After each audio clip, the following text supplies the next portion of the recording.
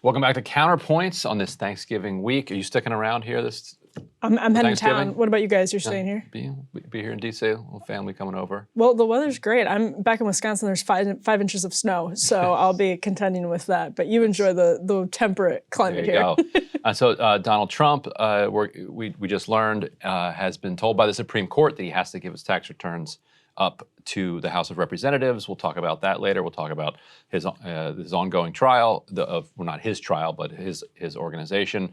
A lot of global news to get to. But first, here in the United States, the hero of the Colorado Springs shooting has been identified as Richard Fierro. Absolutely extraordinary, inspiring, and heartbreaking story. If we put up A1, I think the Times might have been the first to kind of confirm his identity. His family had posted on Facebook detailing some of what had happened. We're learning more as he's done additional interviews.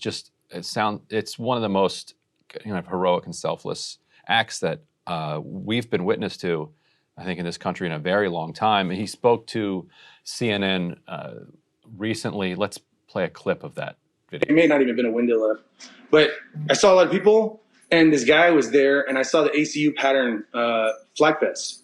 And for me, that was like, there's a handle, I'm getting it. So I ran across the room, grabbed the handle, pulled him down, and then started to, well, actually, I think I went for his gun with him. His rifle flew in front of him. And the young man that tried to jump in there with me, we both either pulled him down or whatever, but he ended up at his head, and right next to the AR. And then with the AR, I told him, push the AR, get the AR away from him. The kid pushed the AR. I don't know what his name was. And then I proceeded to take his other weapon, the pistol, and then just start hitting him where I could, but the armor's in the way. And I found a crease between his armor and his head, and I just started wailing away with his gun. And then I told the kid in front of me, kick him, keep kicking him. And I was guiding him. I was telling people, call 911, call 911. I brought him down. I was in mode. I was doing what I do downrange. I trained for this. I don't want to ever do this. I didn't even retire because I was done doing this stuff. It was too much, and it came in handy, and I got to protect my kid. I lost my kid's boyfriend. I tried for everybody in there. I still feel bad that there's 5 people. There's 5 people that didn't come home. And this guy, I told him while I was hitting him, I said, I'm going to kill you, man, because you tried to kill my friends. My family was in there. And he makes a profound point. 5 people that just went to a drag show on a Saturday night at a bar. Right. And never left the bar. Just utterly catastrophic and heartbreaking loss. And so many others with injuries they'll live for the rest of their lives, live with the rest of their lives, and then others for whom this will probably, in terms of PTSD and mental health complications, never leave them as well. Well, Richard's wife said that she was worried that this was going to trigger his PTSD from his combat tours. He did 3 tours in Iraq, a tour in Afghanistan, and as he said, you do 20 years, you retire with a pension. He did retire, but he didn't retire at 20 years because he said he couldn't handle it anymore. And amazing because he was a 15-year veteran. Right. 15-year So you're veteran. 5 years away. And that is a real sign of just how difficult this is for people. When you saw it in there, but he talked about how this was a reflex based on his experiences in Iraq and Afghanistan and his training. He says his reflexes kicked in, and that's how he disarmed the gunman. He took the weapon away, and then you made a really good point on Twitter based on what was starting to come out of the reports that I think hasn't gotten quite enough attention. Oh, yeah. So let's talk about the police response for a moment. Right. And I think we can all step back and say, look, none of us were there. We don't know exactly how or why the police responded in the way that they did. And I think in moments of crisis like this, you have to give some leeway for split-second decisions. But it goes beyond this, according to what Richard Fierro told the New York Times, the Washington Post, and some others. I'll just read from the Washington Post. So here's the Washington Post report. He says, minutes later, the first police officer arrived. I was in the middle of a puddle of blood, Fierro said. After handing the suspect off to the police, Fierro went to find his friends, both of whom had been shot and were being treated with tourniquets by first responders. He says, I put her hand in his hand so they could be together. And then the Post reports, as other officers arrived, Fierro said, they treated him with suspicion. They interrupted him as he gave first aid to a friend. He said, and quote, dragged me out of there like I was the shooter. He said he was held in a police car for an hour, or what felt like an hour, before authorities released him to reunite with his wife and daughter. Police did not return calls seeking to confirm Fierro's account. So he knew that his wife and daughter had been wounded. He didn't know about his daughter's boyfriend, who he later learned had been killed. All he wants to do is find out how his wife and daughter are doing.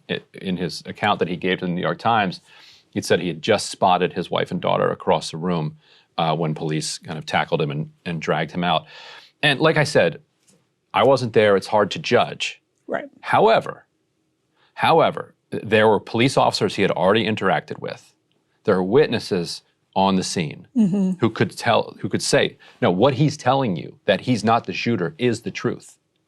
And there just seems to be this kind of gap that develops between police and the civilians that they're out there to serve, where police are starting to see everyone outside of the police as a threat to them, rather than as perhaps an ally, somebody who's going to engage with them to neutralize the threat, as he did. And somebody on Twitter said, you shouldn't be surprised he didn't have the complexion for the protection. And so you do have to wonder, was there some bias here? Like if this guy doesn't, this is just a normal like white-looking guy who looks like he belongs in a drag bar, maybe he doesn't get treated the way he got treated.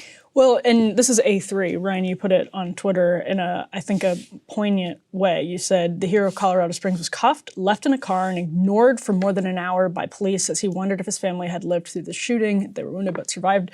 Now, you just made a point that I think is worth pausing on, which is that the hour after a tragedy is unfolding is one of the most crucial parts of an investigation. Why is the guy who tackled the shooter, I understand he probably had the gun, but why is the guy who tackled the shooter being isolated and not, why does it take them an hour? And granted, he was just involved in a tragedy, maybe his timing is off, maybe his concept of how long it was is off, but if it's the case that he really was sidelined for an hour with no knowledge of how other people were doing, that's a crucial hour in sort of putting the facts together as they're fresh. Right, and like you said, the time might be off. The New York Times article first said more than an hour. It was then changed to what seemed like an hour. And so you can imagine, time stands still. You're wondering if your daughter, if your wife, if your daughter's boyfriend have been killed. You're wondering what else is going on. You're handcuffed in a police car. Yeah. After you've been through this extraordinarily traumatic experience. And you took the step to neutralize the shooter. Right. You're the one that does this, and you're screaming and yelling in the back of a police car, handcuffed. Probably glad at some point that they didn't shoot him. Although the Times also reports that he was giving first aid. Like he was administering first aid, and he had gotten a tourniquet from an officer, and so I do think maybe we'll get some body cam footage. Like there is some self-reflection that needs to be done here, and I don't want to come off as just knee-jerk criticizing the cops over this, but there is some self-reflection. What was it that had them treat him like that in this moment, and what had him? How long was it? What was there no opportunity for you to review what had happened? Talk to the people he was treating his friends. You think his friends didn't say, yeah, he's not the shooter? You'd have plenty of witnesses, presumably. Right. Well, and this fits into a broader framework of institutional failure that we talk about every time we have to talk about one of these shootings. Here's from the Associated Press. A year and a half before he was arrested in the Colorado Springs gay nightclub shooting that left 5 people dead, The shooter allegedly threatened his mother with a homemade bomb, forcing neighbors in surrounding homes to evacuate while the bomb squad and crisis negotiators talked him into surrendering. Yet despite that scare, there's no public record that prosecutors moved forward with felony kidnapping and menacing charges against him, or that police or relatives tried to trigger Colorado's red flag law that would have allowed authorities to seize weapons and ammo the man's mother said he had with them. It's every single time. Every single time. There's some point where either the legal public policy safety net that we have set up fails, or the social safety net fails. Oftentimes it's both. Here it seems like it's a combination of both, but that's the problem. I mean, we can do laws until we're blue in the face, and we should. There's a lot that can be done. But if we as a sort of society can't come together and make the laws work and make our communities work, this will never stop. And what likely happened here, just reading between the lines, is that his mother probably didn't want to press charges against him. Like, she got through the situation, we're going to move on, and without pressing charges, it becomes difficult to get the guns taken away or to get a red flag on there. If she had pressed forward, or if the neighbors had pressed forward, maybe that could have been done. But certainly the Colorado Springs and those local county authorities, the politics out there are not such that they're going to be pursuing on their own kind of red flag laws.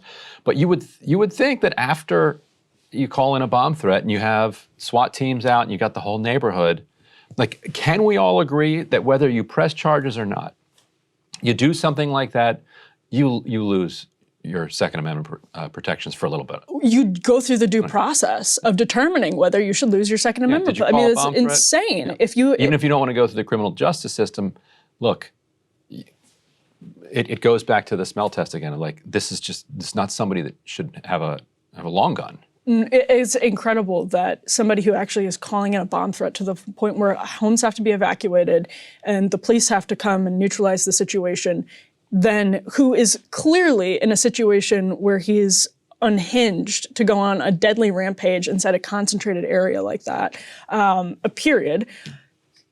has weapons and ammunition. I mean, it's just unthinkably stupid, and we already have a law on the book to prevent it, but it didn't. Why didn't the law function as it was supposed to? Because our society and our law enforcement didn't act as it should have. Right, but also the gun rights lobby makes these laws, these red flag laws, as difficult to implement as possible because they're worried that the laws, well, some people don't want them implemented at all. Like, they are just flat out opposed to red flag laws. Try to pass a red flag law, in a Republican state and see how that goes. The county wouldn't have passed one. It's only because Colorado has gone Democratic that they've been able to even put that into effect, despite the fact that the Aurora shooting was right near there. Columbine isn't far from there. Like, this is a place that has seen more than its share of tragedy. It's still difficult to implement these things, but in the process of implementing them, the gun lobby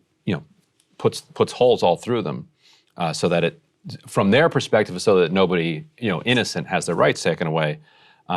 But in practice makes it very difficult to enforce them, and especially if it's county by county. This is a case where it doesn't matter how stringent the red flag law was or was not. It clearly should have been triggered. There's absolutely no reason. Bomb threat? Why. Yeah. And again, this is just 18 months. This is just a year and a half earlier. It's not 5 years in the past or 10 years in the past. It's extremely recent.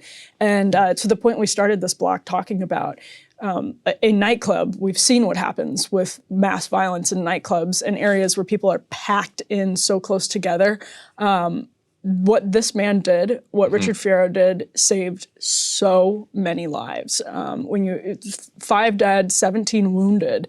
I mean, that's incredibly high and tragic. I think that would have gone even higher. Right. I think almost certainly that would have gone even higher if he didn't act as quickly and strategically as he did. Absolutely. And to finish this segment up, what some people have noticed is that on his website, Atrevida Brewery Company, he co-owns a brewery in Colorado Springs.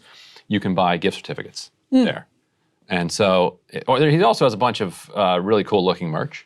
Oh, cool. Yeah, if you go to, so you got merch? It's Atrevida Beer Company, nice. beerco.com.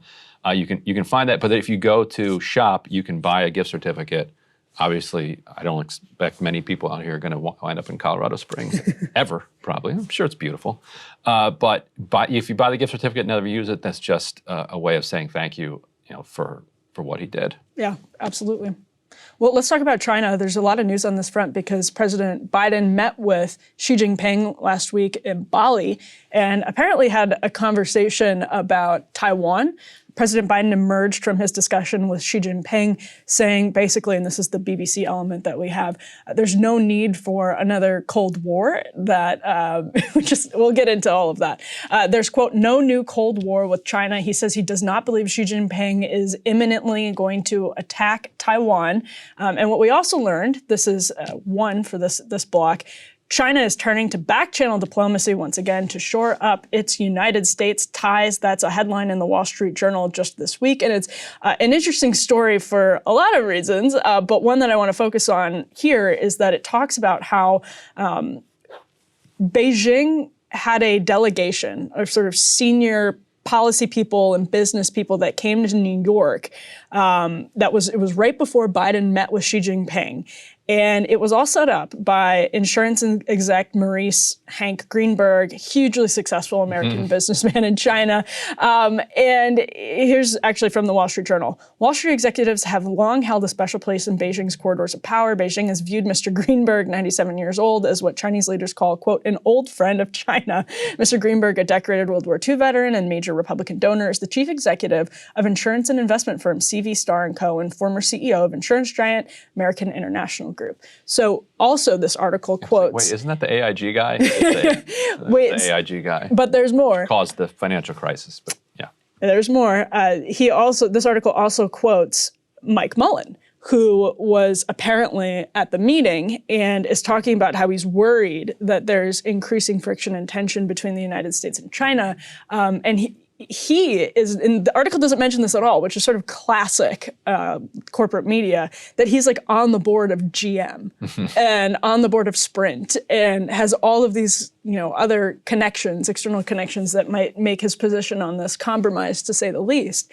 But that's the problem that we sort of find ourselves in that on a sort of military basis, we can learn a lot of lessons from the Cold War, in terms of how we handle Taiwan right now. Obviously, we've talked about this many times. The national security risk to the United States if China attacks Taiwan is obvious, manifest. It's so many problems, beginning with our semiconductor industry, which takes a long time to reshore, and we're trying to do it now, but it's a huge process that will draw out over a decade at the very least. But it's now left to leaders like Hank Greenberg, who I believe he was instrumental in WTO. I believe he's been pushing for this stuff for years. And here we are, relying on them, right? China's going to them to stop the tensions or to sort of pour cold water on the tensions. And it's like, I want to avoid a military conflict as much as anybody. I'm not sure that's the way to do it because it's just going to involve more selling out of the American industry and the American people to a hostile foreign power. Although I've been surprised at what a glass jaw Chairman Xi has shown to have over the last couple of weeks. This goes back to what we talked about on the show maybe last week or the week before about, you mentioned Biden's kind of semiconductor policy, which was a real hammer blow to the Chinese economy. Like he, for I think the first time for an American president, went beyond just tariffs and said, you know what, we are going to completely kneecap your semiconductor industry. The parts that you need from us, we're not sharing anymore. Like, it's done. And it's sent Xi into this spiral. And just recently, for the first time in years, he had a face-to-face meeting with U.S. ally Australia, met with the Australian Prime Minister, and then he met with the Japanese Prime Minister as well, so, something that Xi had not done in a very long time. And both face-to-face meetings were portrayed in the press and kind of from Xi's people as a gesture reaching out to the United States.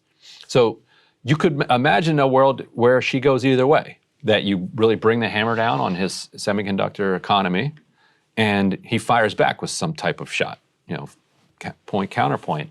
Instead, he gets hit and he just crumbled. And now Biden and he are meeting and Biden. So, maybe he's moving. So, and we talked about this as well, that their strategy up until 2008. The code name for it was bide time and hide capabilities. And then after 2008, they began emerging publicly after the financial crisis, saying like, okay, maybe now we can actually compete. We don't have to bide time, hide capabilities anymore. Maybe he's just reverting back to biding time and hiding capabilities. But she does seem to sense that something isn't going according to this long game that they've been playing. Something went off, and I think probably had something to do with Trump, like Definitely. I think rattled them a little Definitely. bit, and then they expected. We've got, and there's that famous viral clip of the Chinese guy doing a TED type talk where he's like, "Can't wait till we get Hunter Biden's dad back in there. We're going to be in good shape." And boom, Biden's been much tougher even than Trump has been on China. Tougher than Trump? Oh yeah. Yes, putting Rush Doshai as National Security Council advisor for China, and then following that up with this semiconductor plan, like, you know, you play around with tariffs like that annoys them. Start a little trade war, you know, that might or might not hurt them depending on who it hurts more. You kneecap their semiconductor industry. That's really going for the jugular, and is not something that the U.S. had even really been contemplating before this. I think a lot of people see the CHIPS bill as something that also had a lot of goodies in it for China. Well, that's separate from the CHIPS bill. The CHIPS bill is basically like subsidizing U.S.-based companies who may or may not use that money to build capacity here in the United States. Might just give it to shareholders. Might build capacity somewhere else. Yeah. That's the giant kind of subsidy for American industrial semiconductor production. We'll see if it actually happens. What this was national security policy that said China cannot have access to these necessary components for its semiconductor industry. Oh, you're talking about the separate thing. I see what you're saying. Yeah. I mean, I don't know. I think a lot of that has happened because of pressure that came to Democrats after Trump, and they can have it. I mean, the first thing Biden did was one of the first things Biden did was cancel the sale of TikTok, the forced sale of TikTok, which was a pretty big handout to Beijing, if you believe that they're using TikTok in the way that I think they're pretty obviously using TikTok.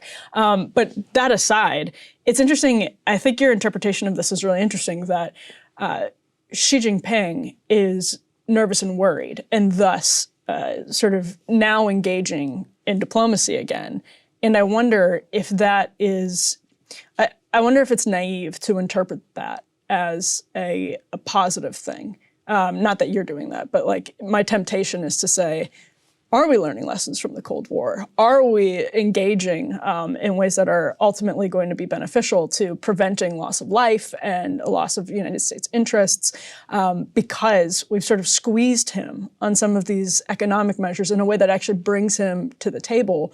And to the extent that we're funneling a lot of our defense budget to Ukraine. I mean, it's in terms of percentage of money of our defense budget, it's not a ton, but their stockpile of weapons that actually has a lot of military experts worried about depleting what we're able to do, depleting our capacity. If there's an immediate confrontation with China in our future, which there could be at any given moment, despite the fact that Biden says he doesn't believe there's, quote, imminent danger to Taiwan from Xi Jinping.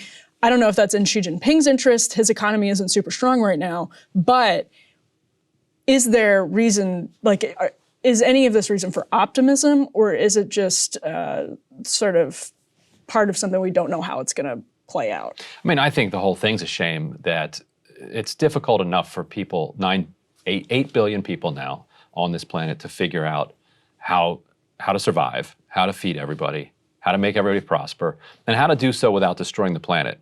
And then to also have these powers, grappling with each other. It's like, guys, do you not see the existential threats around the corner here?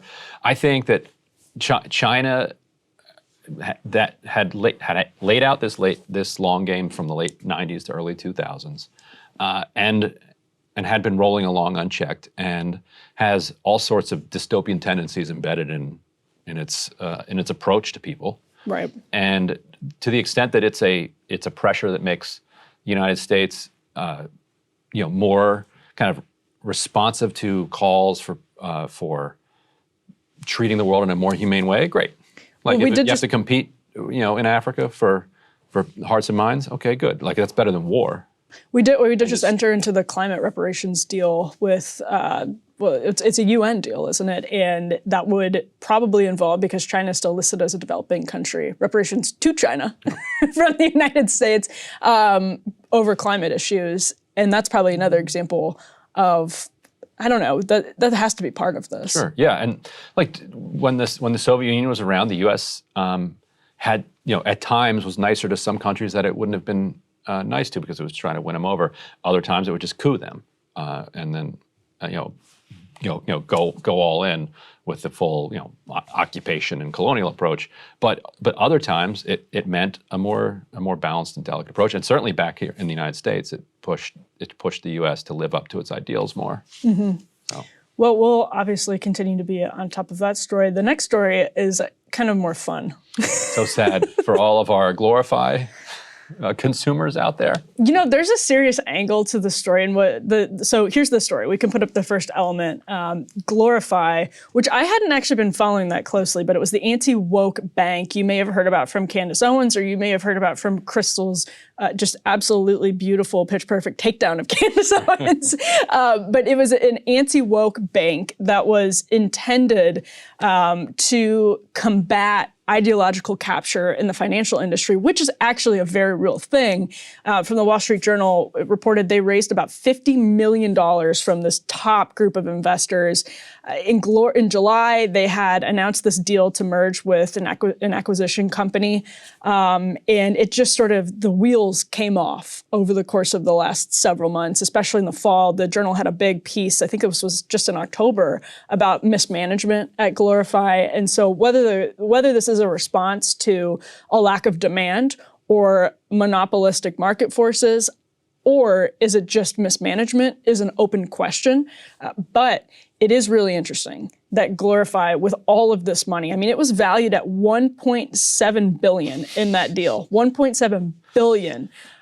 Which shows like the hollowness of valuations a lot of times. Well, so just get a lawyer in and some people like write down that it's worth $1.7 billion. And they show you a couple charts, and the charts go like this. Oh, how about that? $1.7 billion. It's nice. Yes. And then that, though, said they had to raise $60 million in extra cash. So that was sort of a blow at the time, because that's a lot of money to have to raise. But at the same time, to your point, the valuation was super high. I think the valuation is high. Maybe not that high if we were being real. It's zero now. Well, no, yeah. But I meant in theory, the valuation for a company that can do what it's doing should be high. I don't know if 1.7 billion high exists, but there's also an interesting question. I'm curious for your take on this, about whether this alternative economy that was talked about so much over the last couple of years by people, including myself, although I always saw it as a temporary thing, like the alternative economy ramps up because there is a demand for instance, like razors that aren't like what the Daily Wire did with Jeremy's razors. Like people really don't like what Harry's was doing. What were they mad about with that? They had, Harry's responded to— somebody was mad about woke razors. Right, one person, a person with like very few followers, tweeted at Harry's that they were upset about something Michael Knowles, one of the Daily Wire's podcasters, had said about gender ideology. And Harry's canceled its Daily Wire advertising because of that one tweet.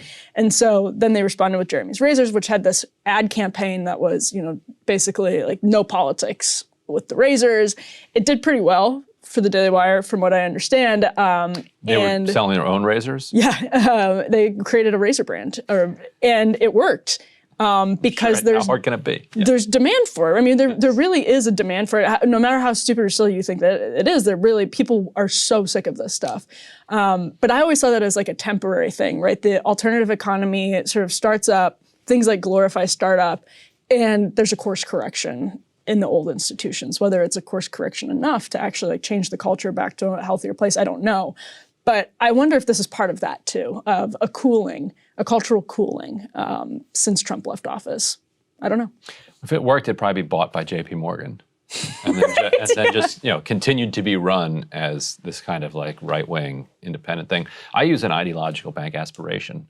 So it's a thing. Yeah. Like, if you can kind of attract enough people who want their money going toward things that they support, you can build up enough of a consumer base to make it happen. But it's a niche product in the end. Totally. It's not it's not going to replace the. It's not going to be It's not going to be a large enough economy to kind of compete with a J.P. Morgan. It's just going to be a thing that happens like kind of off to the side here, I think. Yeah, and in the scheme of a J.P. Morgan, 1.7 billion is niche. Like that's totally and a niche. Right, that's a fake 1.7 billion too. Yeah, right. yeah. So I think there's the niche demand for that does exist, but it's interesting that they couldn't execute on it because of all of these different sort of like internal Well, and the CEO problems. kept getting accused of being a day drunk. Yeah. It was just raging. It worked for Mad Men. Yeah. Did it? No. I mean, they had with a monopoly. It works with a monopoly, basically. Well, and that's exactly what they're kind of trying to undercut. But that's one of the interesting things about these alternative economies, whether in Hollywood or so Operation Choke Point, which was an Obama era thing, is what really scared a lot of people into trying to take action on this. And it was the same thing with Google's ad monopoly that was flexed several times during the course of the Trump administration, including to the Federalists in a totally BS way. That's what people started trying to create the conservative internet. And we've already seen them have a huge amount of problems with that. Actually, Trump wasn't paying the bills at one of the companies that was supposed to build the conservative internet. And if anything, I think those concerns are still very real. That because of the ideological capture, because of the way we define things, and we'll talk about this in our Thanksgiving segment, broaden these definitions so that powerful people can lump dissidents into these categories of hate and bigot and whatever else, that creates serious problems when everyone who works at J.P. Morgan thinks the same way, and so do the people at the other banks and the other big banks, for that matter. So I get the demand for the product, but it's not surprising to see it crash and burn ultimately. Well, once you saw that the bank was calling itself pro-capitalist, it's like, oh, yes. What other kind of bank is there? Anyway, on Mad Men, you ever think that basically every one of those guys was in World War II and they're just self-medicating all day long? That's a really good take on Mad Men. There wasn't a diagnosis yet of PTSD. I think shell shock may have been a term that was tossed around every now and then.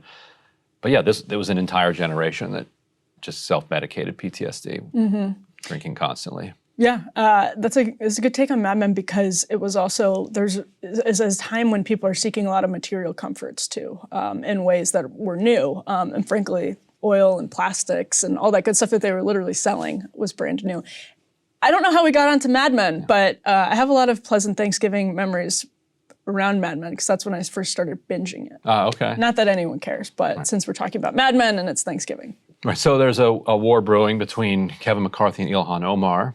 Kevin McCarthy, and we can put up, what have we got, D1 here. Kevin McCarthy has vowed that he's going to kick Ilhan Omar off the House Foreign Affairs Committee. I don't know if he has singled out any particular offense. Benjamin's tweet. He said anti-Semitism. Right. He's just generally calling her an anti-Semite. The Democrats had stepped across this line and had kicked Marjorie Taylor Greene off of her committee assignments. Right, by a vote. And so this is, and they've also suggested that they're going to kick Adam Schiff and Eric Swalwell off the Intelligence Committee. Do you know if they're still going to do that? Yeah, so what McCarthy told me back in September is that he was booting for sure Ilhan Omar and Eric Swalwell off their committees. I've heard Schiff floated as well, and I think that's probably going to happen, frankly. But where this is interesting is that it's a response to Pelosi's, what a lot of people see, even people who follow congressional procedure in the history of it, see as a centralization of power in the Speaker's office during the course of the Pelosi era. And one of those ways was booting people of the opposite party off their committees because she did it with Marjorie Taylor Greene, and then people were upset with what happened at the J6 committee. Now, Kevin McCarthy, according to people that I checked with on this, cannot unilaterally just boot people from the committee. It would have to be a full vote. And if Republicans have the majority, they can vote down a committee assignment that has Ilhan Omar on it. Or they could vote for and create committee assignments that don't have Ilhan Omar or Eric Swalwell on them. So that's what it would actually look like in practice during the vote. So it's kind of a technical question, but they can do it. And it seems like they're poised to. And to me, it's outrageous to kick her off of a committee. A committee is a place where people who were elected by residents in their district, by voters in their district to represent them in Congress. It reminds me of, like, I think it was in 1916, 1917, voters from, people could look it up, Montana or somewhere, elected a woman who was against the World War I socialist. Congress refused to seat her. 2 years later, they sent her back again. And for a long time, they refused to seat her again.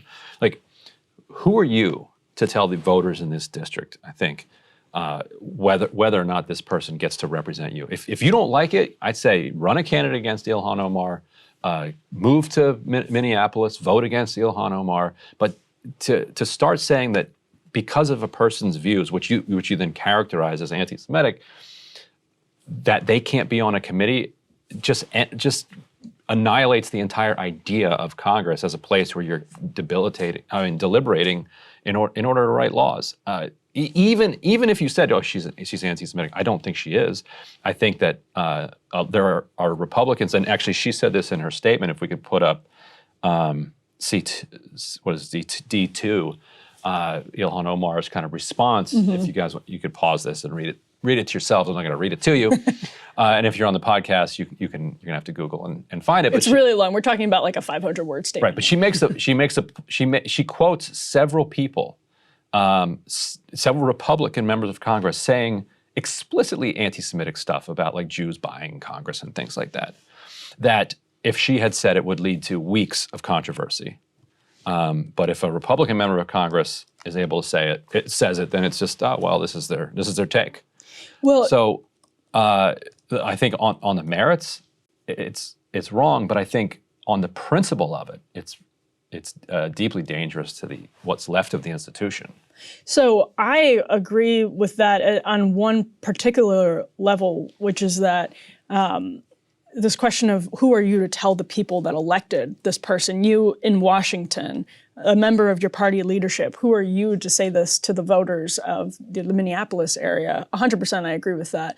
I think what Republicans are doing is trying to zero in on people that are the easiest examples to follow Pelosi and give Democrats a taste of what they see as their own medicine for centralizing power and changing norms, what people saw as norms of the House. And I get why sort of tactically you zero in on Ilhan Omar, because you can probably get Democrats even to join that vote. You can probably get a Josh Gottheimer to get in on that vote for a foreign affairs committee that doesn't include Ilhan Omar. There's a difference between standing committees and select committees like January 6th. Foreign affairs is a standing committee. That's why it requires a full vote. And you can get basically every Republican united in favor of booting her. The real thing that they'll probably, I mean, if they're smart, what they'll zero in on is her tweet where she walked this back, but it basically equated the Taliban with Israel and America. And again, she walked it back. Well, it was a bad tweet. We talked about that. She was saying that everybody commits human rights abuses. Yes. Oh, that is what we talked about. That's right. That's right. And we've talked about it many times since. But that's the one, that's the foreign affairs, like in terms of whether someone should represent us on the Foreign Affairs Committee, that's probably Republicans' best argument. That said, one of the things that drives me insane about the Marjorie Taylor Greene discourse is that, and it's the same thing with Ilhan Omar, and I would hope that Ilhan Omar would extend this to Marjorie Taylor Greene, no matter how much they may dislike each other, and even have stronger emotions than dislike towards each other. I would hope that they would both see how the sort of Washington mentality of isolating both of them, using power, weaponizing power, abusing it to isolate both of them, how that's bad precedent, period. Because once you do it to Marjorie Taylor Greene, you can do it to Ilhan Omar. And it even if the threshold for an offense is different, because you've set the precedent and you make one party kick back because it got kicked. So it's going to kick back because that's what its voters want it to do. And you change the precedent to make it happen. Because that's the thing that drives me nuts about the Marjorie Taylor Greene discourse is, frankly, she's talked about this, a low trust voter, right? Like, she had zero trust in any institutions, and that's not irrational. It is not irrational for anybody to have no trust in our institutions. It's not an apology for any of the crazy stuff she said or an excuse for any of the crazy stuff she said. It's just that what ultimately people like Nancy Pelosi don't like about the Marjorie Taylor Greenes of the world, and even the radical, not like, I don't mean radical in a pejorative sense, but like actual leftists that make their way into Congress, what Nancy Pelosi doesn't like about them is that they don't trust anything. They don't trust. There were people who were 9/11 truthers who got into government from the Democratic side of the aisle. And Marjorie Taylor Greene was one of those people, by the way. They don't trust anybody. And that is, to borrow a phrase, representative of the American people. And so, yeah, the House of Representatives is going to have some problematic people in it because we're a country where there are problematic people. Right. And it's not entirely the fault of every single problematic person because the government has given them no reason to believe anything that they say. But how does Kevin McCarthy square this with the GOP panic about cancel culture? So when Ilhan Omar first got raked across the coals for her Benjamins tweet. And then the point of her tweet, which is all about the Benjamins, and it was actually about Kevin McCarthy, because Kevin McCarthy was... Yes. You interviewed her about that. I did. Yes, I did at some point, yeah.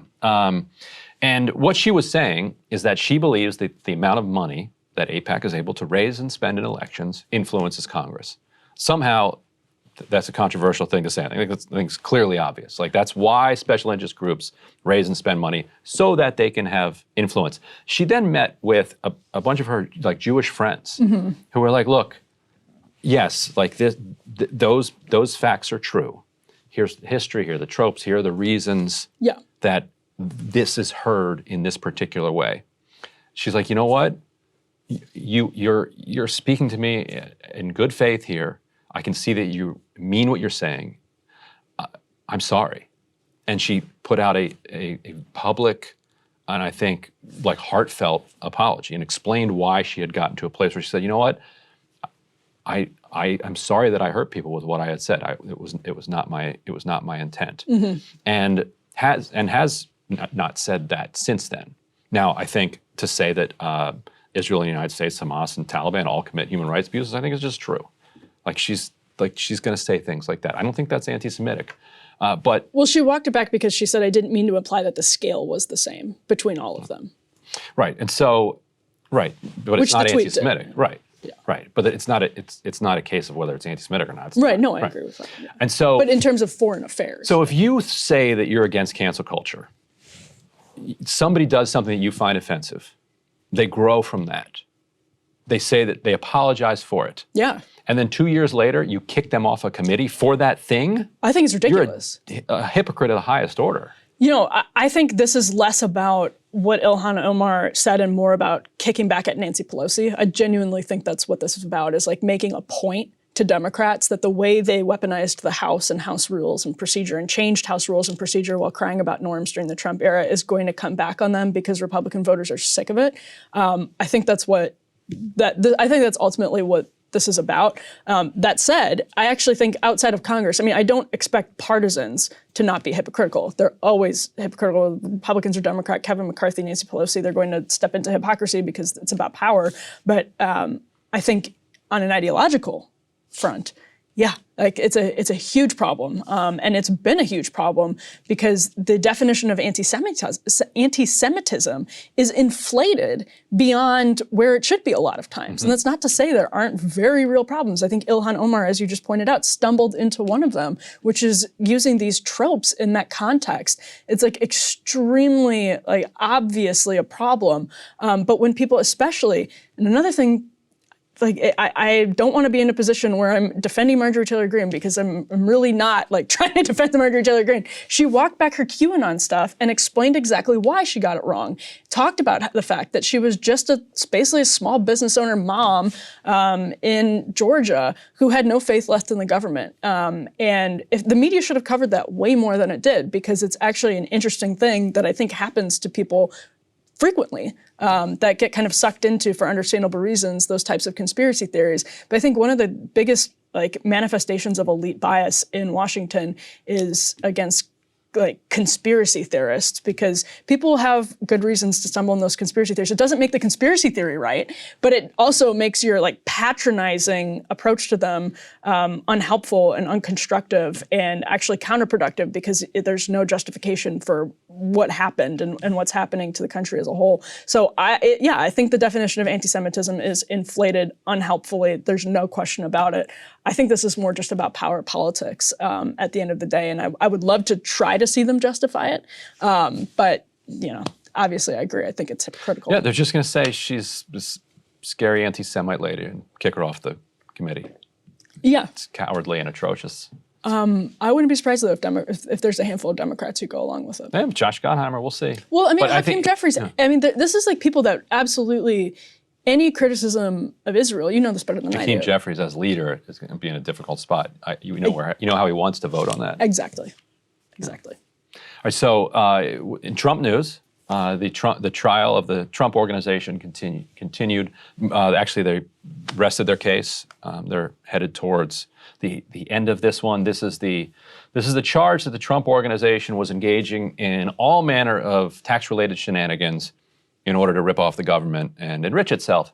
A bunch of different schemes included monkeying around with the value of properties. You know, all of a sudden, if they're looking for a loan, the property is worth millions and millions and millions of dollars. Yep. Then when the government comes and asks what it's worth like just 100, tiny amount. And don't worry about it. No, that old thing, that's not worth anything. Right. To illegal compensation, like basically Off the books. off the books compensation, where you're handing people apartments, cars, other Right. trips, like. This one also includes private school tuition for people's relatives. Yeah. Yeah. Tom Daschle had his entire career ended because when he was a lobbyist, a car service like came with his salary. So in order to go from K Street down to Capitol Hill, the company had like black cars that would take you around the city. And that turned out that has a value. Maybe shockingly, it's $10 a ride, $50 a ride, $100 a ride, whatever the value is. It's a lot. By the end of the year, it was worth thousands of dollars. He didn't mention it on his taxes because then he would have had to pay taxes on that benefit. Right. That showed up. Max Baucus actually hates him. That's the backstory to that. He was the chair of the finance committee and knifed him. Finished off his appointment. He was not made HHS secretary, just for like not putting these little car trips on his tax return. The Trump organization is just doing this as a matter of course all the time for everybody, or everybody that they want to benefit, it seems like. Yeah, of I'm course. shocked. Could Yeah. you see the Trump organization engaging in something like this? Well, so the former CFO, Alan Weisselberger, is the one who's on trial, and he said he did this of his own accord. Of course. And what Just because the Trumps are such nice people. Right. Why are you going to make them pay more? Well, what the prosecution needs to prove is that he did it on behalf of the Trump organization. And what he has said straight up in cross-examination, that he had not conspired, this is from the Journal, with any Trump relative and had acted solely for himself. But prosecutors heard that and decided not to call their other witness, guy Donald Bender, who worked for a firm that was doing outside accounting on behalf of the Trump organization. And so they have to be able to prove that this was intentionally on behalf of the Trump organization. Now, obviously, they brought out that it benefited the Trump organization. So is that enough to meet the legal standard, even though Weisselberg said he was doing it for himself? I was doing it for me and nobody else. I don't know, but it's the Journal seems to believe that because they didn't call Bender, it signals that the prosecution against Weisselberg is feeling pretty good about their case and that there could be a ruling against the Trump organization or maybe just against Weisselberg by next week, which again would be 2 weeks after Donald Trump announced his 2024 presidential bid. Right. And I guess prosecutors would say that it's just so absurd that he would say this, like that he's just doing this for himself. Not. I mean, you're the CFO. Like that they're like, you know what, nobody's going to believe this, so we got him to admit that it was happening. Yeah. And that's enough. Right. Because no person in their right mind is just going to break all sorts of laws like without telling other people that you're breaking them on behalf of. Right. Well, and Donald Trump, this is baked into the like Donald Trump package, right? Like he actually said repeatedly when he was running the first time that I alone can fix this. Basically, like I know how the system is rigged because I benefited from the system being rigged. So I don't think this changes a single political calculus on behalf of any voter whatsoever. This does not change anybody's mind. Donald Trump himself isn't in severe legal jeopardy over this at all. It could change people's mind if they thought it through, because, and as Chappelle laid out in his monologue, it's like a star was born when he was like, we're doing all the things in the House that you think we're doing. I'm breaking. I'm, and if you don't like the way I do it, change the law. But you're not going to, because all your donors and all your buddies exploit the same laws. Right. That's undermined a little bit if he's actually breaking the law, right? I mean, he's saying that you're the one that designed the laws this way. I'm just following the law as you've written it. And then you come to find out, actually, you're breaking the law. Now, what you could say is that you're allowed to break the law because the system hasn't set up sufficient white-collar enforcement. Well, I was going to say, Okay. well, yeah, like I think that's the reason that, like, let's say even Weisselberg was just doing this for himself. That's the reason he was. I mean, he's not stupid. He's the CFO of a major company. He knows what the laws are. He knows what you can and can't do, but there's no real fear. I mean, he didn't know when he was doing this, presumably, that Donald Trump was going to run for president and become the biggest political target that's ever existed in American history in terms of one single person. And that's how you end up getting caught for this sort of stuff. But under normal circumstances, this is, by the way, 17 counts: tax fraud, conspiracy, scheme to defund, and falsification of business records. This is a big case. And so I assume that it was just not there was no inkling that this was really going to be a problem. And by the way, Donald Trump has wiggled out of different things in the past too. So it's part of it. And it's why, again, I think the biggest failure of the Trump presidency is you have Paul Ryan walking around saying, we're going to get your taxes down to a postcard, which is an actual populist goal, no matter how much the left hates it. Being able to do that with a tax code is something that makes it much, much, much, much harder, if not impossible, without serious changes, for wealthy people to cheat and to not pay what they owe. And that's a really big deal. But of course, what happened? The law got watered down to the point of absolute meaninglessness and was in some ways a handout to major corporations. So that's what happens. And in related news, Trump has been required by the Supreme Court to turn over his tax returns to the House of Representatives. You think that anything in there will shed light on any of these shenanigans? It's a good question. I mean, I assume he was probably, again, like Weisselberg, clever enough to do some of this stuff in ways that make it hard and obfuscate much wrongdoing. But I don't know. Who knows? That remains to be seen. What do you think he's hiding? Like, I don't know. Why doesn't he want to? I mean, he may be hiding he likes his net worth. His net worth may be too little. Might be, yeah, and low. like his annual income might be, for whatever years he's giving the tax returns over, might be embarrassingly low for him. I'd certainly love to see actual books of the Trump Organization while Trump was in the White House. Like, where was all this Saudi money going? Where was the UAE money going? Yeah, I'd love to see that. What kind of licensing deals were they kicking off around the world? We've seen some of it. It doesn't look good. No. It doesn't look good. Well, and speaking of around the world and countries that are some of our elites have compromising relationships with, Ryan. Well, Dr. Oz. Yeah, right there. Ryan, what's your point today? So back in the fall of 2014, the world was captivated by an extraordinary last stand carried out by the Kurdish people in the city of Kobani, which lies in northern Syria, just south of the border with Turkey. ISIS at the time was on the rampage, and they were expected to make quick work of the Kurds holed up in Kobani. But then the city didn't fall. Weeks of withstanding the onslaught turned into months, and the Kurdish forces eventually pushed ISIS back and even retook control of the surrounding countryside. It was widely seen as a turning point at the time, the high water mark of the ISIS caliphate, and the Kurds were fighting on behalf of their self-declared nation of Rojava, the only state set up along anarchist principles, even if those principles are far from implemented perfectly. The main fighting force of the Syrian Kurds, the YPG, works together with the US against ISIS in Syria, but it is also considered a terrorist organization by the Turkish government, which also labels as terrorists the PKK, which is a Kurdish force operating in Turkey. Now, earlier this month, a bombing in Istanbul killed 6 people and wounded dozens, with the Turkish government immediately blaming the Kurds, who denied responsibility. Other Turkish officials have said it can't be ruled out that ISIS carried out the attack. Still, Turkey vowed to attack the Kurds in response, and this week began bombing Kobani, the site of the resistance to ISIS. Turkey also bombed Kurdish facilities in northern Iraq, drawing a strangely worded rebuke from the U.S. State Department. Said Ned Price, quote, "The U.S. expresses sincere condolences for the loss of civilian life in Syria and Turkey. We urge de-escalation in Syria to protect civilian life and support the common goal of defeating ISIS. We continue to oppose any uncoordinated military action in Iraq. So by uncoordinated, Price seems to be saying, hey, Turkey, please stop freelancing and bombing our allies. Now, not to be outdone, Iran has taken the opportunity of the uprising inside its borders to continue to attack its own Kurdish minority just across the border from Iraq.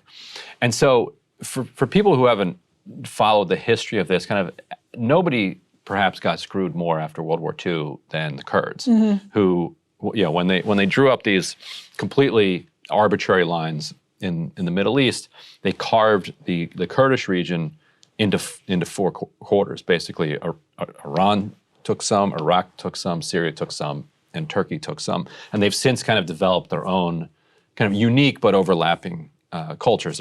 There's rivalries between the Syrian Kurds and the Iraqi Kurds. There's rivalries between the northwestern Kurds and the northeastern Kurds. But that is significantly facilitated by the fact that they've been split up. The more that you split up people, the more they split themselves up. And so I thought it was fascinating watching this kind of special operation unfold on behalf of Turkey by the quiet it was met with around the rest of the world.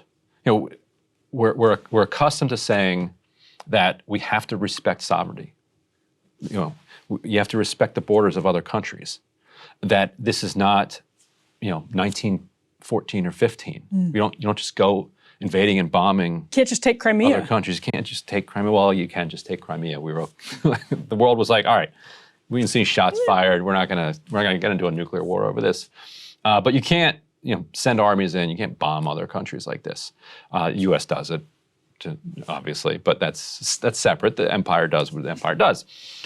But for Turkey to just feel like it is freely able, and Iran the same, freely able to kind of cross borders and bomb and invade, because Turkey previously tried to send troops into Kobani, and the Kurdish forces fought them off. So it's not just that they sent bombs in there. Why do you think there's so little reaction on the part of the world to this encroachment on sovereignty? Yeah, I wanted to ask you partially about that too, because there was a lot of freak out over the course of the Trump administration about Erdogan, and there are good reasons to freak out about Erdogan. But I wonder to what extent you think this is an indication of how Erdogan sees the Biden administration, if it is at all. Is this a reaction to what he perceives as a U.S.-led sort of global order that is shrinking? Well, Erdogan was doing the same thing while Trump was in there, so maybe not exactly. What would account for his extra level of confidence right now? Yeah. It might be that he's put himself at the center of the Ukraine-Russia war negotiations, or potential war negotiations. Like he's remained, or he's one of the few people who has open relationships with the West, is part of, considered part of that alliance, but also considers Putin to be something of an ally or something, or has an open relationship with him, and openly critical of him, to his face. Recently, the same way that Modi was. Modi,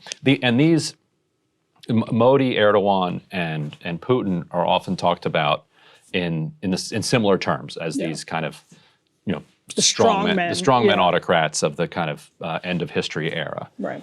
And so Modi too has been critical of Putin, and so I feel like Erdogan thinks that he has bought himself some space. Contrast. Yeah, well, and to be able to operate, that the U.S. Ned Price is going to put out a statement that says, like, hey, we'd rather you didn't take uncoordinated military action in Iraq and Syria, and we're sad about the loss of civilian life, and then that be the end of it. It feels like that they can get away with it. We don't know yet who carried out this bombing, and we might not know because Turkey is extraordinarily motivated to arrest, and they've arrested some people that they say are tied to Kurdish figures. They arrested them in Belgrade, but the Belgrade judge said there isn't enough evidence to even hold this woman, even after you held her. Right. And after you held these other people, you couldn't get enough confessions out of anybody. And so it very well could have been ISIS that did it, hoping that this would be the response, because the Kurds are the bane of ISIS. And so they would love nothing more if they could, instigate Turkey into attacking the enemies of ISIS. And so, very quickly within hours of this bombing, all of the Turkish leaders were vowing revenge for this, and the revenge has been extreme, just annihilating headquarters. We don't know what the death toll is, but it's significant. It seemed like it was a plan that was on the shelf, and then they were just ready to roll it out. It's one thing that we lose sight of, to your point right at the beginning, is how much our contemporary politics are still in the shadow of World War II and what happened after World War II. I mean, we're talking about Ukraine. We're talking about Turkey and the sort of boundaries that were drawn up after World War II. And one of the things that just sort of boggles my mind is how in less than 100 years, we became basically a borderless world, because with nuclear technology, every country is next to the most powerful country at any given moment in terms of physical military capability. You have a border basically with the United States, with Russia, Soviet Union, or North Korea, any country that has serious major nuclear technology, because they can attack you whenever. And so it creates this real, there are a ton of people in the United States that work on behalf of, that lobby on behalf of Turkey, and that lobby on behalf of, a ton of them were lobbying on behalf of Ukraine. It's just it's a real mess. And we're in this transition period where we don't realize how new we are to all of this. Right, and the point about the lobbying is a good one. Our foreign policy and our relations around the world are so distorted by who has the capacity to lobby and who's even allowed to lobby. So Iran, for instance, because of the sanctions, is not allowed to have a Washington presence. Trita Parsi is always accused of it, but if it were true, he would have gone to jail many, many years ago. They've been trying to lump him with that for forever. But other than Trita Parsi, and he doesn't even defend the regime, he's critical of the regime, but he at least knows what's going on over there. And there's nobody who is kind of walking K Street on behalf of Iran. And you have... Or impoverished countries that don't have any wealth at all. There are a lot of countries like Qatar. You have the wealth at the top that can lobby. The head of Brookings was totally in the tank for Qatar, to the point where he had to resign from Brookings about a year ago because it was revealed exactly how much money was being taken from Qatar. It's amazing. Oil-rich countries, for instance, where even if the average citizen doesn't see a lot of trickle down from the oil money, they can buy influence in Washington. But countries that are mired in abject poverty, where even the wealthy aren't that wealthy, Central America, for instance, really don't have a voice in the lobbying community.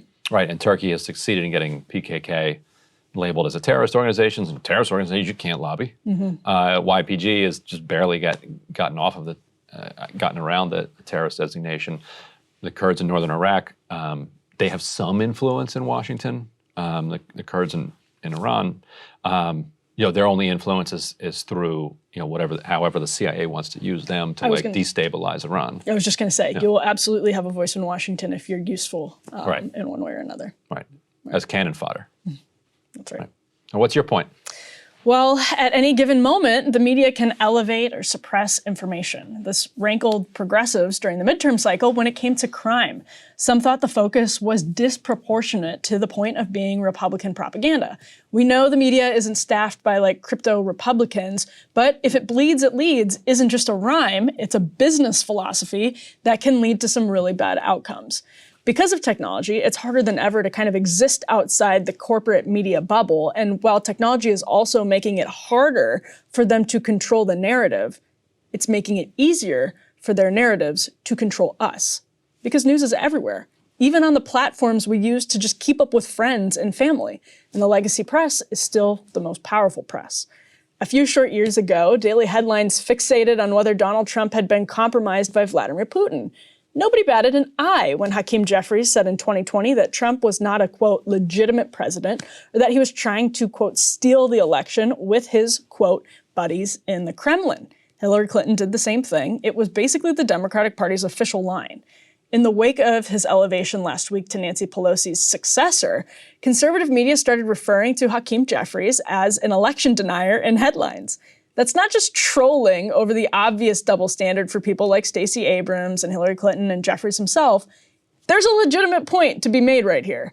Now, of course, some of you pointed out after I did a monologue a couple of weeks ago that far fewer Democrats and with less mainstream support from their party voted against certifying electors in 2016, and there was no organized plot to overturn the results through different legal processes, nor was there an assault on the Capitol from, say, Clinton supporters.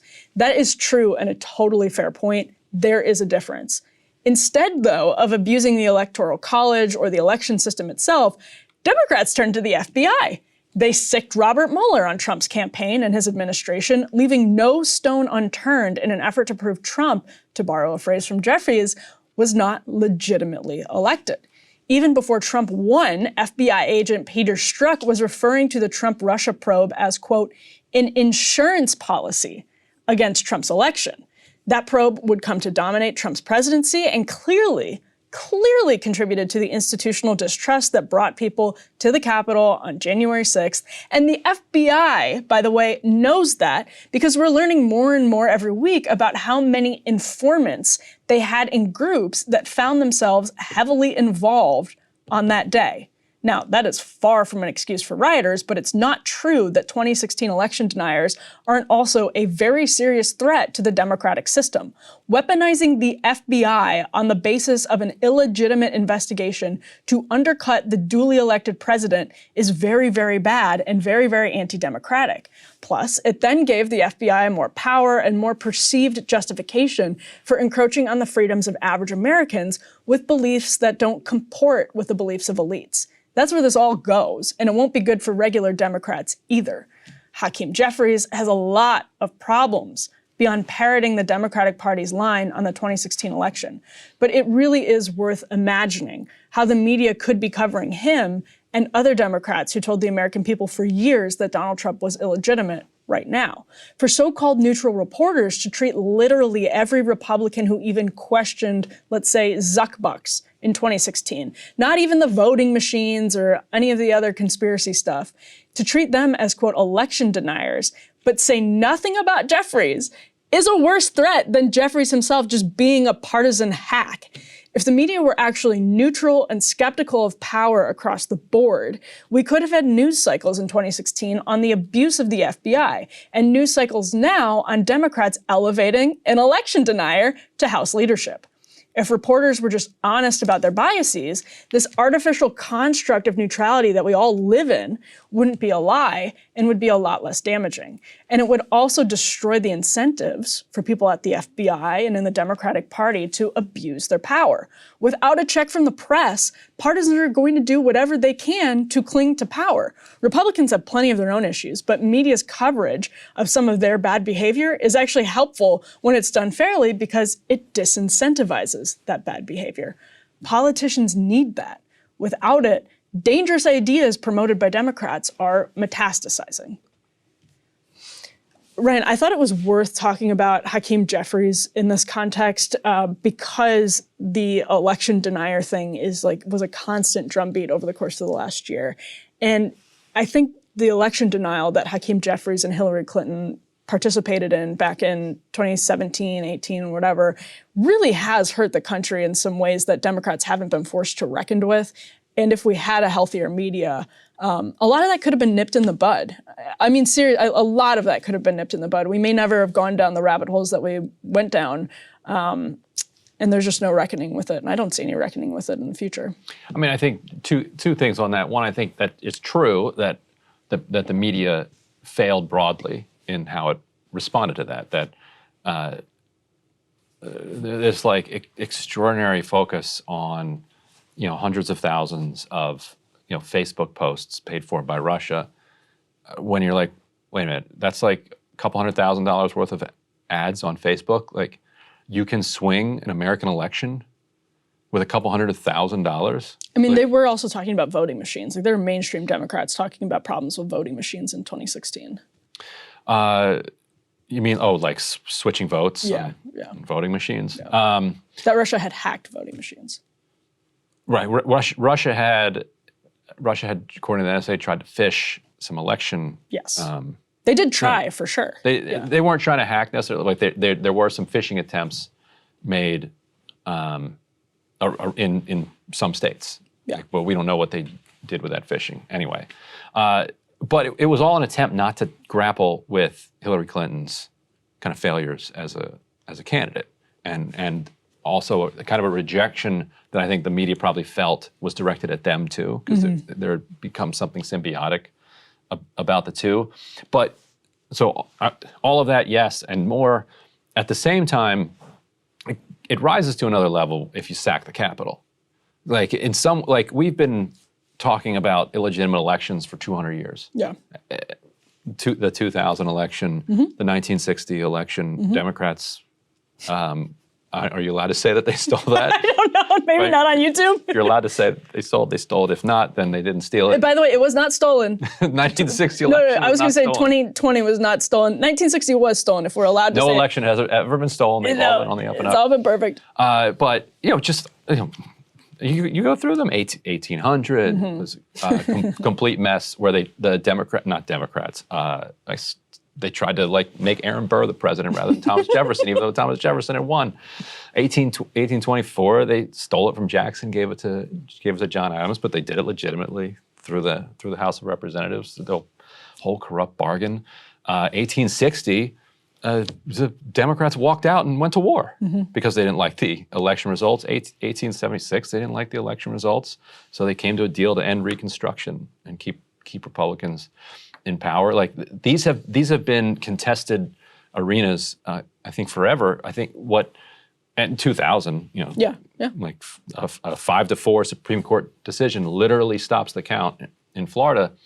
I think if Democrats had rallied at the Capitol on January 6, 2001, and ransacked it, I think the way that we understand that election was entirely different.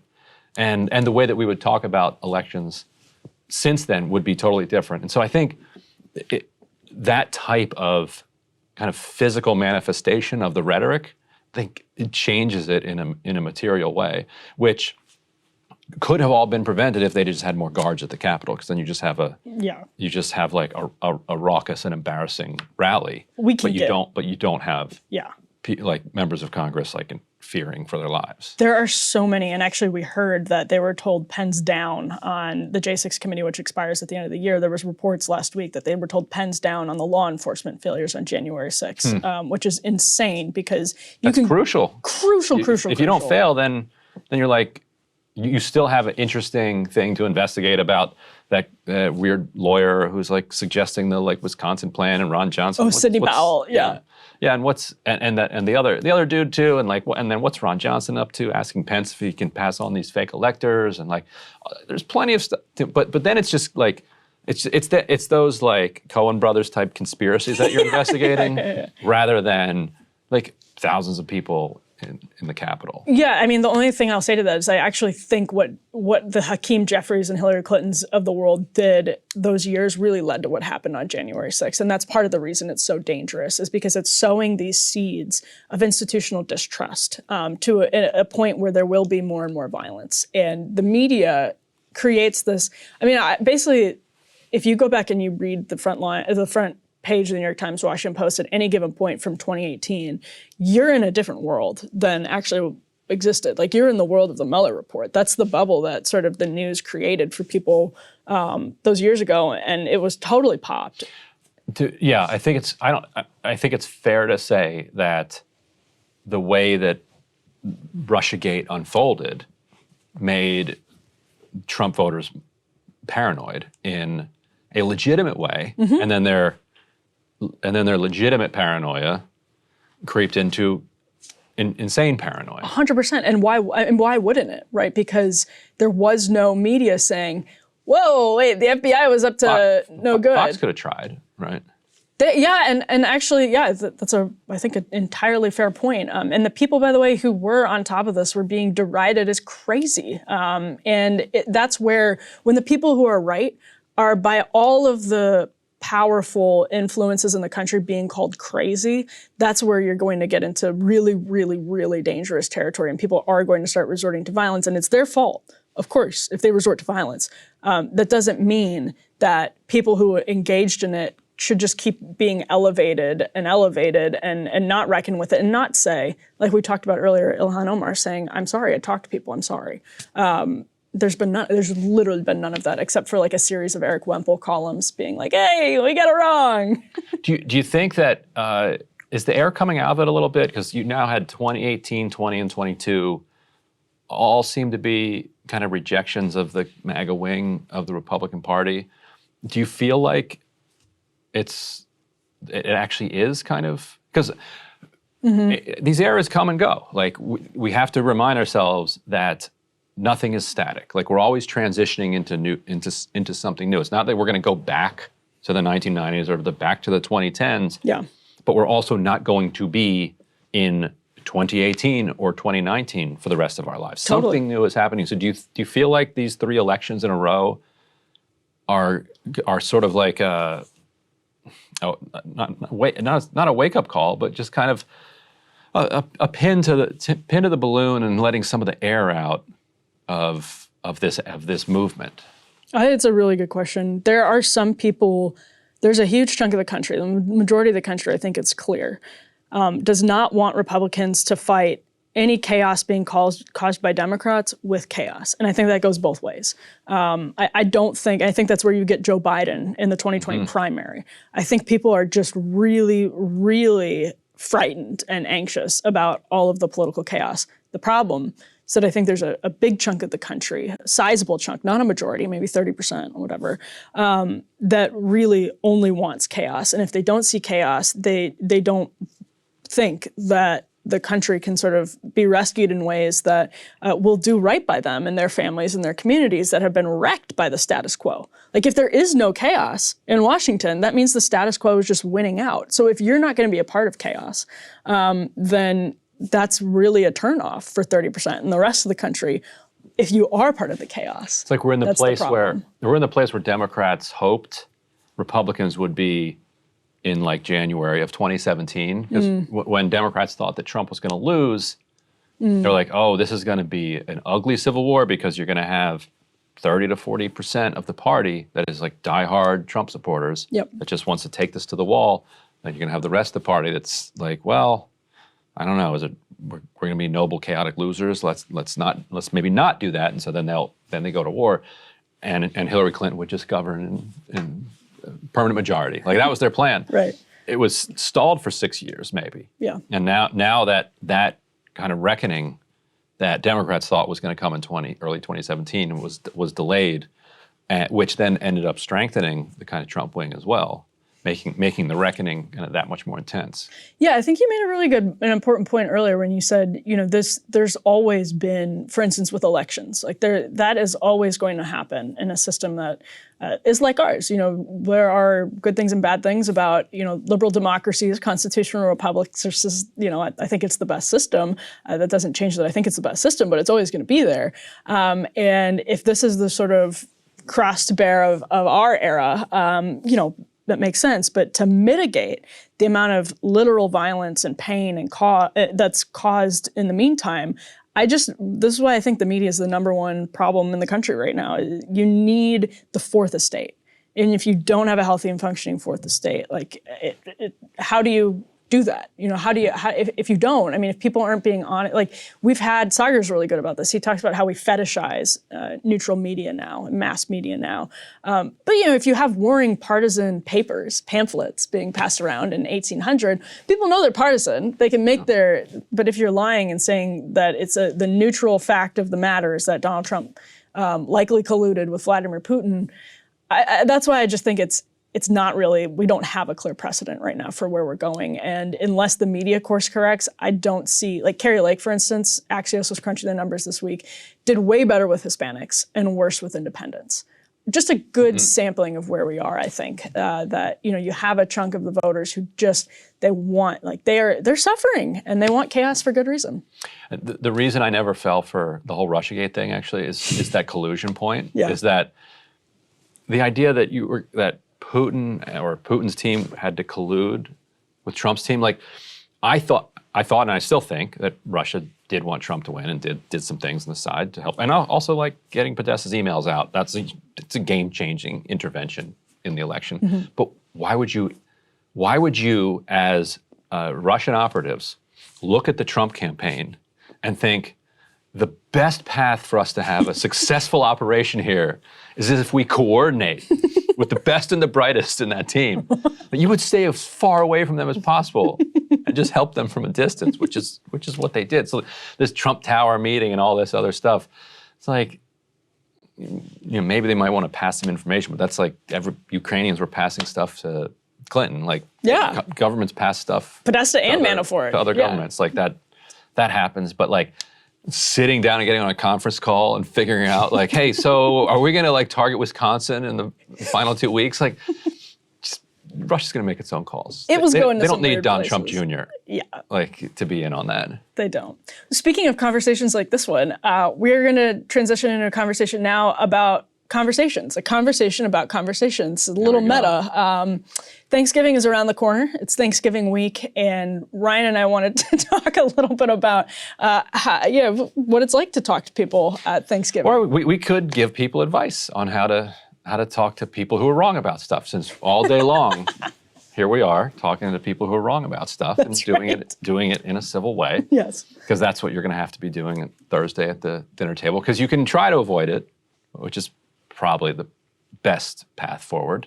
But if you can't, what's your strategy for when you wind up next to a woke aunt or a liberal uncle, and they want to talk about Russia, they want to talk about Trump, they want to talk about whatever they want to talk about. How do you? I think we have a problematic bias in this case because we're here for the reason that we enjoy those types of conversations. And so I've never honestly really ever thought about how to talk to people that disagree necessarily, in my family or a Thanksgiving type context, because I like that. I don't have the sort of typical aversion to talking about politics or religion, because I think that's how you connect with people in the strongest types of ways. When you're able to have a really civil conversation about politics and religion, that means that you're connecting with a person in a healthy, deep way. And I really, honestly, just personally enjoy that. But the more that I think about it, the more that you have to, I think it's the bottom line is that you have to fundamentally, on a very human base level, respect the person and like the person, and genuinely believe that they are just as human as you are, and they've come to those conclusions for just as human reasons. And that's where it has to start. And if you don't have that, I just don't see what the point is. If you think that the other person is fundamentally a bad human being, if you're talking to an actual, there are some really touching stories about people who've talked to actual neo-Nazis, KKK members, changed their minds through kindness, et cetera. I think that's really going to be a rarity. And if you're talking to somebody who's genuinely a bad person, you're probably not going to change their mind. Do you have some liberals in your family? Definitely. I don't know. Left, liberal, progressive. Where do your blue members of your family fall down? My part of my family is sort of working class, Milwaukee, union, pro-union, Democrats, Catholic Democrats, and it's pretty much across the spectrum, as I imagine a lot of people's families are now. I imagine that's the same for your family, Pennsylvania, rural areas. A bunch of Oklahoma. There are a lot of Republicans out there. Yeah. Oh, there you go. Well, how do you deal with, some of this is just based on, without getting personal, what I know in your family, some of this is probably very personal, very, people's politics are important to them for legitimate reasons. For everybody. For others, it's kind of seems more like entertainment and as fired up as they are. What I have found, and I think what tends to work is that the less partisan you are, the more you can have a political conversation. And what you can also do, but that doesn't mean don't be ideological Right. and don't have a viewpoint, but don't make it a blue versus red or even conservative versus liberal thing. If you can make it top versus bottom, that's always the easiest. But if you can also usually identify villains that you have in common with somebody. I've noticed that, so like for years, the Republicans in my family were pretty supportive of the right wing of their party and also their party leadership. That has changed recently. Now you can kind of have your yucks about Mitch McConnell, or make fun of dearly departed Paul Ryan, or if they've heard of Kevin McCarthy yet. You can identify figures that they consider rhinos or something like that. Yeah. You can have fun with them. But for years, the corporate Democrats were such a nice ripe target. Right. That was an easy thing to kind of bond over, and you could, and then go from there and say, look, the things that you're saying are actually the things that the left has the same critique, but here's the left solution. Like with healthcare, you can often do that one, because the right, when it comes to healthcare, and I bet you're happy to admit this, doesn't really have a solution. No, it's one of the biggest failures of the Republican Party of the last 20 years, yeah. Because no solution works within an honest kind of right-wing free market frame that also covers everybody. That's absolutely true. You just can't do it. Absolutely true. Yeah. And so you know who learned that? Mitt Romney. Yes, and he was like, well, I guess we'll have to do the kind of left-wing market weird combination thing that's going to involve a lot of subsidies. That eventually, if you leave it alone long enough, should basically evolve into like a single payer thing, as like the Medicare and insurance companies, collude together on pricing, and then they become single payers eventually. Like that's where a system rationally grows in that direction. And so you can reach people, I think, in kind of a rational way, like that. Say, like, you hate these things. Here's what your folks say you should do that wouldn't work. Yeah. Here's what the left is saying, and then you have to allow for, okay, what are the criticisms of that? And as long as you're open to the criticisms of it, then usually you can keep it kind of kosher, like keep it kind of cool. Yeah. Well, that's an interesting point, because I do think I don't ever see these conversations as like vehicles for persuasion necessarily. And I also feel like that's it's helpful. Just for having a conversation. You should like genuinely be interested in what the other person has to say. And I think that's a huge secret to Sagar and Crystal's success. And another huge, like, none of this works if, and this was probably the biggest handicap of Crossfire back in the day on CNN, which I think actually had a lot of merits despite how ridiculous it became at times.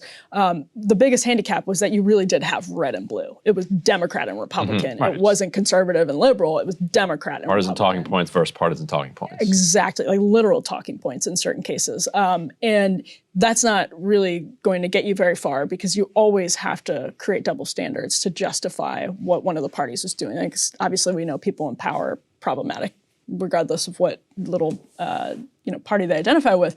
But you should really just genuinely be interested in what the other person has to say. Yeah. And if you're having a conversation that you're like willingly entering into, not that if one's forced on you, this is different, but like you should be genuinely or you could interested. force it on them because they're right next to you.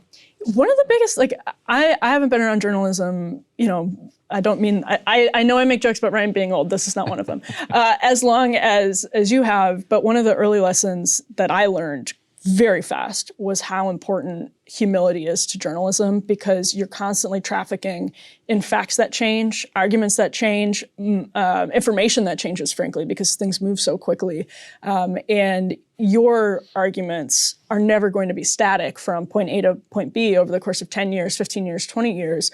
And that necessarily means you have to communicate in a way that reflects the reality. Things will change, you will change. And so to have conversations, whether you're in the public sphere or just at a Thanksgiving dinner table, as though you definitely have the truth on your side. And I would say this even in a conversation, I'm 100% sure I have the truth on my side when it comes to a very personal political issue. Let's say, for instance, transgender ideology. Like, I am 100% on that. I feel very confident.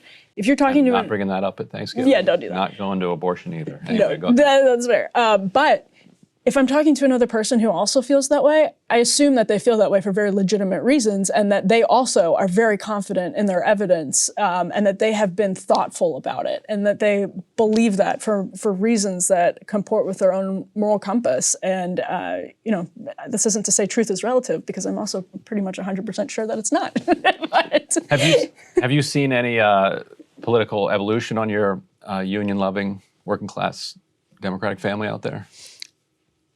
I don't know. I mean, I don't know. I would say. Do they watch? Or are you allowed to speak freely? Or?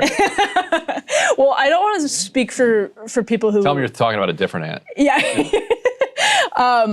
No, I mean, I've noticed that in general in Wisconsin, though, one of the biggest signs in 2016, I was actually rollerblading, super rural area in northern Wisconsin, and it wasn't just like Trump signs, like little yard signs. It was homemade. Side of the barn. Side of the barn, like giant plywood, handmade, hand-painted Trump stuff. Have you noticed any change?